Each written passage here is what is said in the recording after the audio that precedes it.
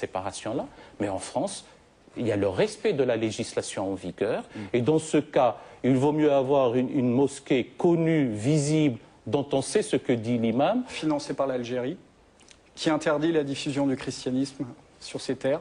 La mosquée de Tours a été financée par l'Algérie, la mosquée de Marseille a été financée par l'Algérie. D'ailleurs, la mosquée de Tours a été inaugurée par le ministre des Affaires religieuses algérien, qui s'est prononcé contre l'évangélisation en Algérie et qui a dit qu'il y aura effusion de sang si l'évangélisation continue en Algérie, et qui assimile l'évangélisation au terrorisme. Ce sont ses propres mots. Voilà la personne qui a inauguré la mosquée de Tours, soi-disant mosquée française, financée par l'Algérie. Eh ben, voilà. Ça, ce sont des choses que vous devriez régler comme tout citoyen avec le ministre de tutelle, en l'occurrence Michèle Alliot-Marie, puisqu'elle est chargée de ces questions-là. Et je ne vois pas pourquoi on en fait toute une histoire, alors que tout ce que nous appelons, c'est à la sérénité, pour pas que des mots mièvres, pour qu'il y ait un mieux vivre ensemble au sein de la République. Bon, Bernard Godard, puis André Berkoff.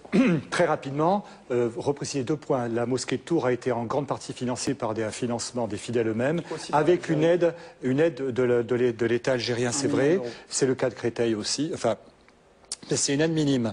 Ceci dit, pour préciser par rapport au flux, dire qu'aujourd'hui l'islam de France, l'islam en France peut se passer complètement d'un magistère théologique venant de personnes qui viennent de pays musulmans, c'est une aberration. C'est-à-dire que nous n'avons pas en Europe des écoles, des centres de formation d'imams qui permettent effectivement d'avoir le personnel religieux qui se forme. Bien au contraire, on arrive souvent qu'il y ait un personnel religieux qui se forme de manière très anarchique, qui aille se nourrir à des sources, disons-le, salafistes par exemple, dans le cas de l'Arabie saoudite ou du Yémen ou certaines universités à Damas.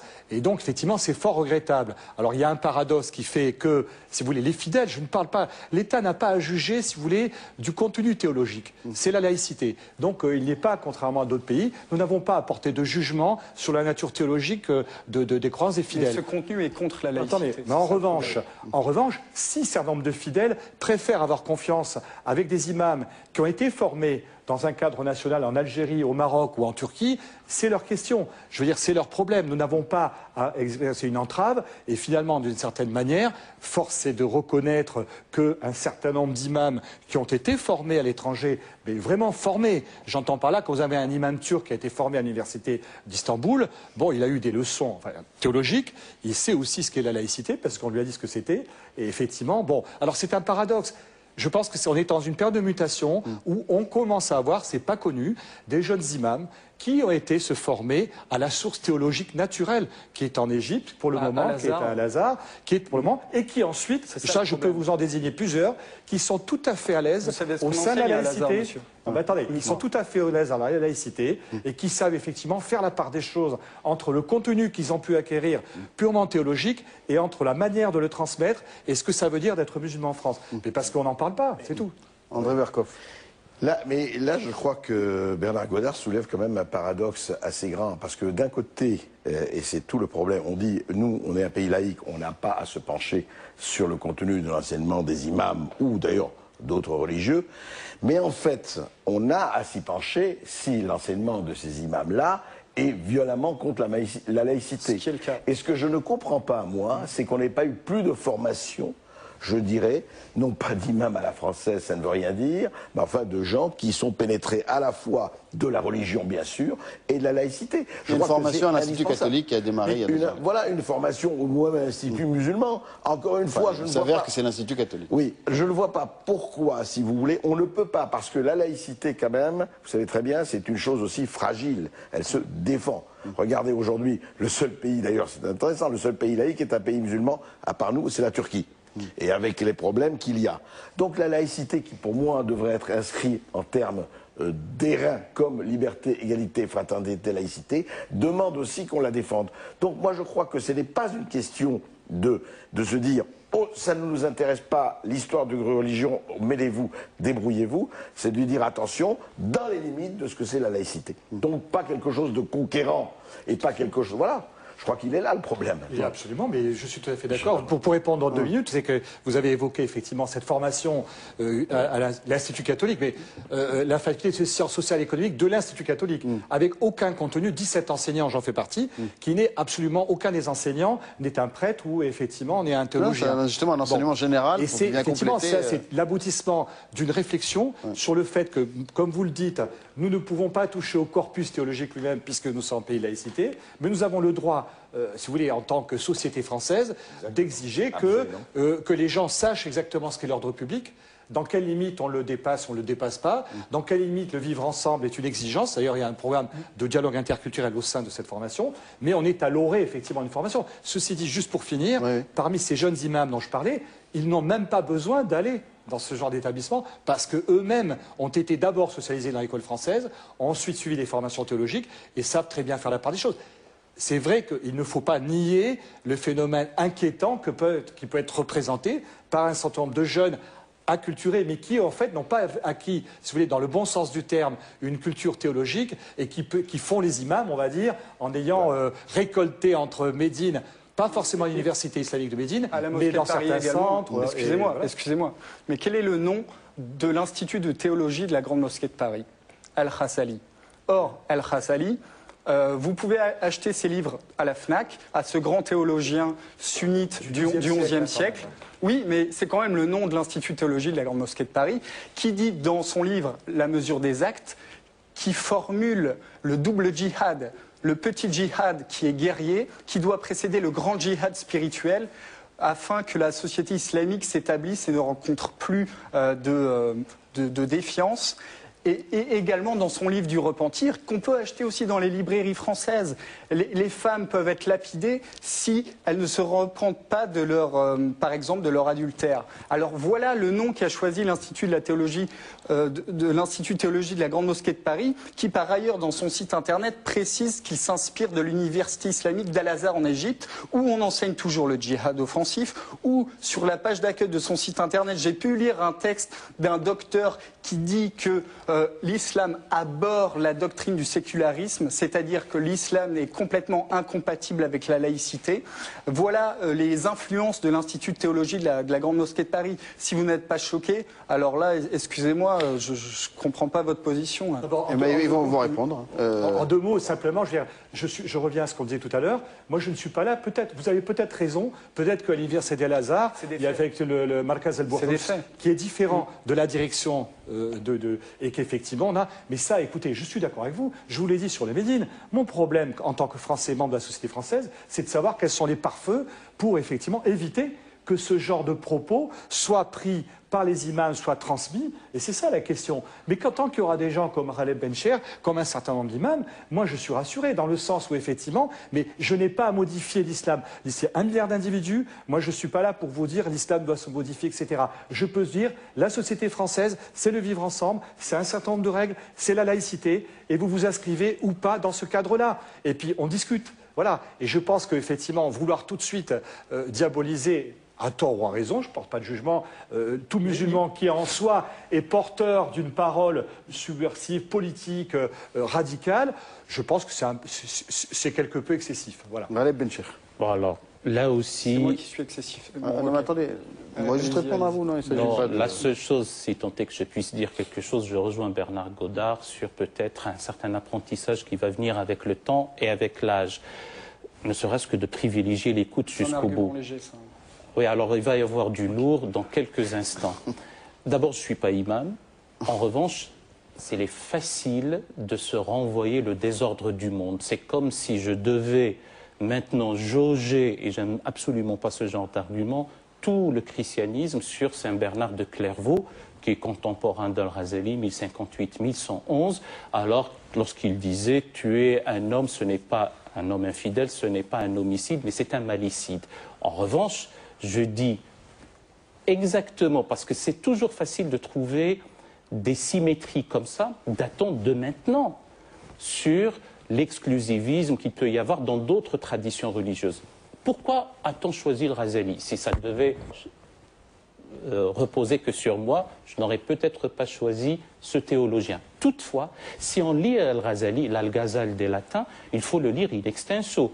Peut-être qu'il a dit des choses qui vous semblent répréhensibles.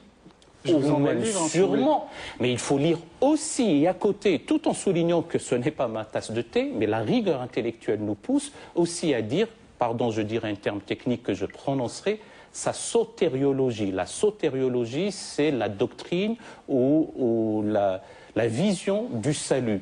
Pour Al-Ghazali, et pour l'époque, c'était un progrès spectaculaire, on peut avoir plusieurs canaux, plusieurs voies pour la transcendance, pour le salut, etc. De ce point de vue-là, il faudrait aussi mettre les choses en équilibre. J'arrêterai sur Al-Ghazali parce que ce n'est pas ça l'important.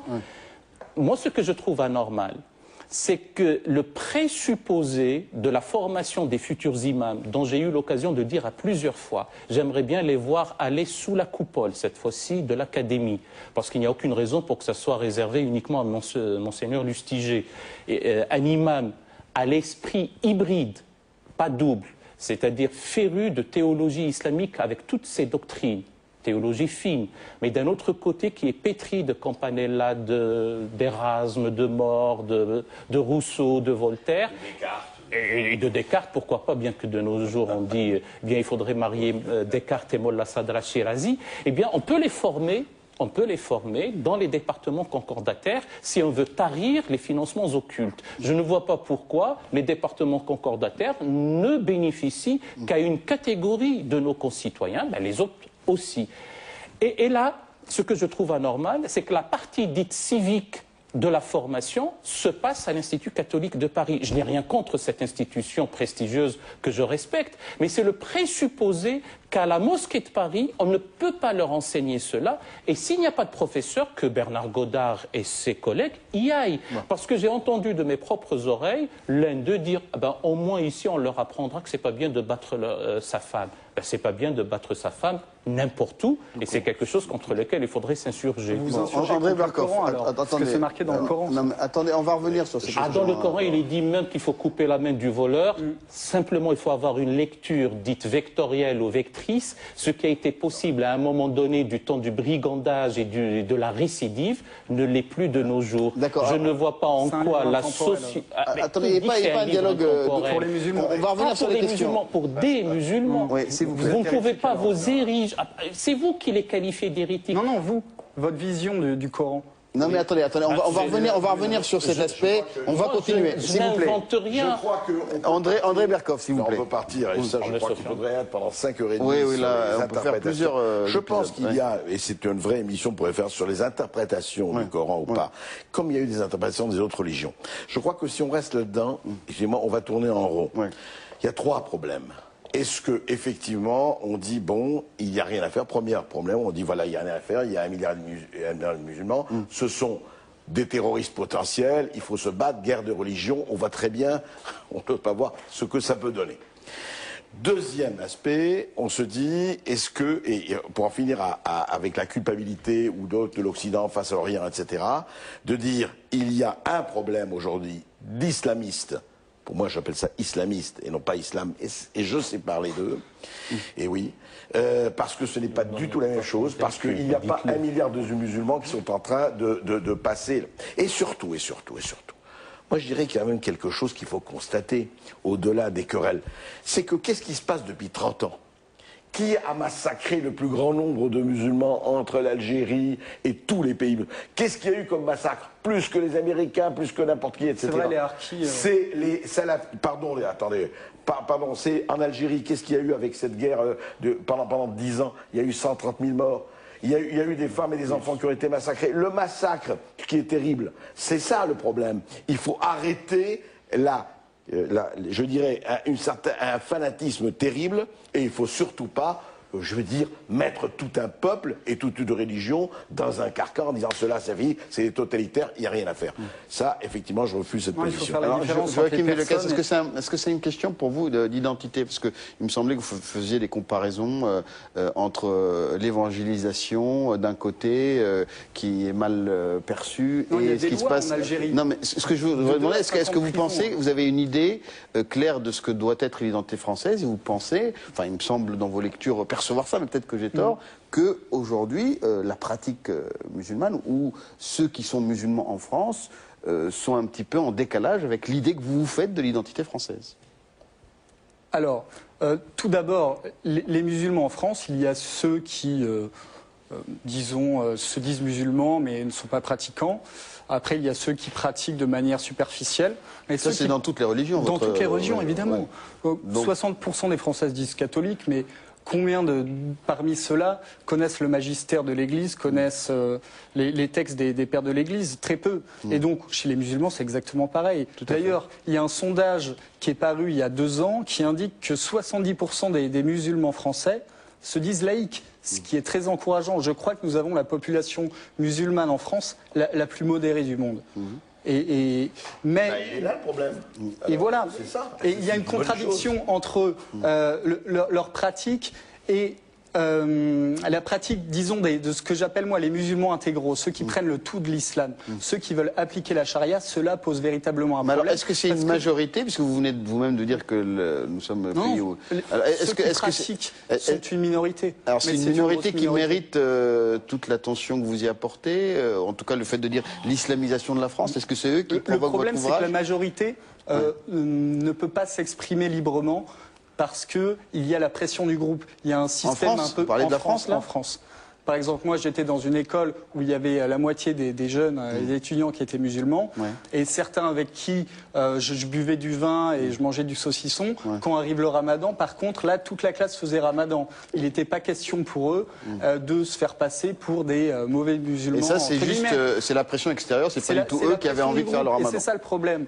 L'islam, pour moi, est un totalitarisme. Et à partir de là, ils subissent des dépressions. Et si jamais ils sont considérés comme déviants, ils ont des rappels à l'ordre qui peuvent être simplement Alors, puisque vous parlez d'un cas concret, on va terminer là-dessus. Vos collègues de classe, qu'est-ce qu'ils avaient comme sanction quand ils ne faisaient pas, ne respectaient pas? Non, mais justement, ils ont intégré cette pression, donc ils ont fait le ramadan. C'est de l'autocensure, alors? C'est de l'autocensure, exactement. Réaction, Ghaleb Benchir. On peut prendre des exemples à l'infini, ce n'est pas ça qui fait avancer le débat. Dire que l'islam, grand I, petit I, on ne sait pas lequel, parce que selon la typographie des éditeurs, ce n'est pas la même chose. Il y a l'ensemble des peuples au pluriel musulmans, dont le centre de gravité se trouve d'ailleurs en Insulinde, et puis il y a la pratique religieuse. Sur l'aspect totalitaire d'une pratique telle que l'a observé Joachim. Que des individus, des jeunes gens acculturés, qu'il y a une réislamisation de néophytes, eux-mêmes la cible des imams autoproclamés qui ne savent du Coran que quelques sourates, qui lisent avec emphase pour avoir un ascendant moral sur leurs corréligionnaires, c'est une réalité. C'est vrai et on ne peut pas le nier.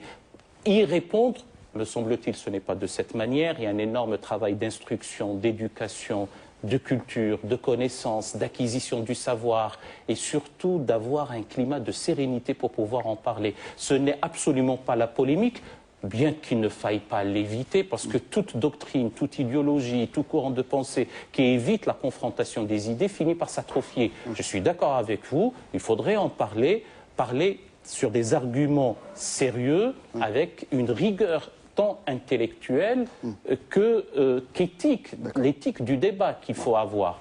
Maintenant, le cas de vos camarades n'ont pas su profiter du climat clément et de liberté qui est le leur. S'ils ne veulent pas jeûner, qu'ils ne jeûnent pas. Oui, mais enfin, d'accord, ça on peut le dire, mais c'est la perception des choses.